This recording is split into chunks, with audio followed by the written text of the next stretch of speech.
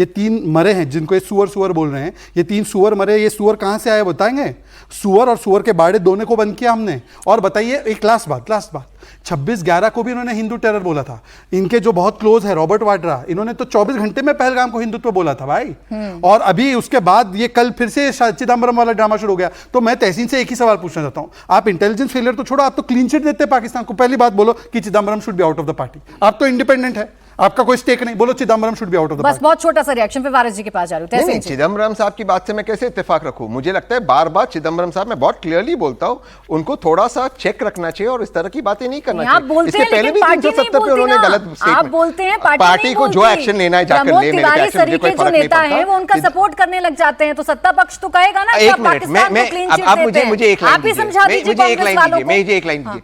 मैं चिदम्बरम जी के बातों से इत्तेफाक नहीं रखता। मुझे लगता है कि बार बार पार्टी को नुकसान पहुंच रहा है, मेरा व्यक्तिगत लेकिन प्लीज मुझे 5 सेकंड दीजिए। लेकिन अगर चिदम्बरम की लाइन कांग्रेस की लाइन हो जाती, चिदम्बरम जी की लाइन, तो फिर जो आपके मिनिस्टर्स है, सिटिंग सर्विंग मिनिस्टर, जिसने मेरी कर्नल सोफिया कुरैशी, हमारी कर्नल सोफिया कुरैशी को कहा कि आतंकवादी की बहन, उसके बारे में आप क्या कह रहे हैं? हमारी सेना को कहा कि नतमस्तक के बारे के मोदी जी के पैर पे, उन पर आप क्या कह रहे हैं? वारिस जी के पास जा रही हूं, मैं आ रही हूं फिर आपके पास। वारिस पठान जी, अब बताइए ना, 96 दिन से एक सवाल पूछ रहे थे, कल आपके नेता पे पूछ रहे थे, पहलगाम के आतंकी भी मारे गए, ऑपरेशन सिंदूर में सीमा के उस पार भी आतंकियों को तबाह कर दिया। अब कोई शक और शुबा बाकी है वारिस जी जहन में?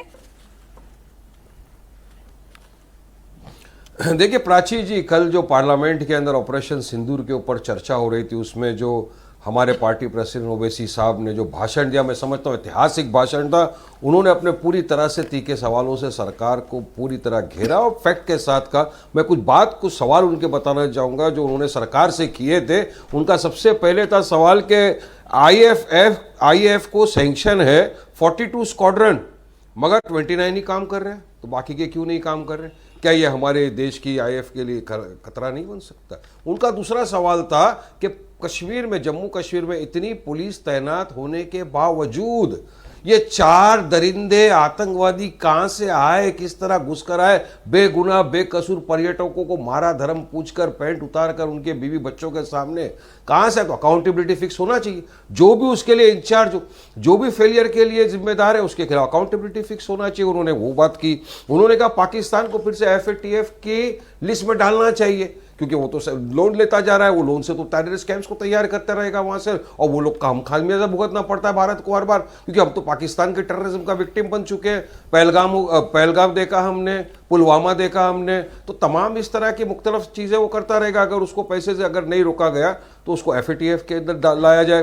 तीसरी बात उन्होंने कही कि अभी एशिया कप होने वाला है, वो इंडिया पाकिस्तान को क्यों खेलने की इजाज़त दी जा रही है, जबकि हमने पाकिस्तान से तमाम ट्रेड खत्म कर दिया, तमाम रिश्ते उससे तोड़ दिए, हमारा एयर स्पेस नहीं यूज़ करने दे रहे, ना पानी यूज़ करने दे रहे। 80% जो पानी था हमने पाकिस्तानी को जो जा रहा था वो हमने बंद कर दिया।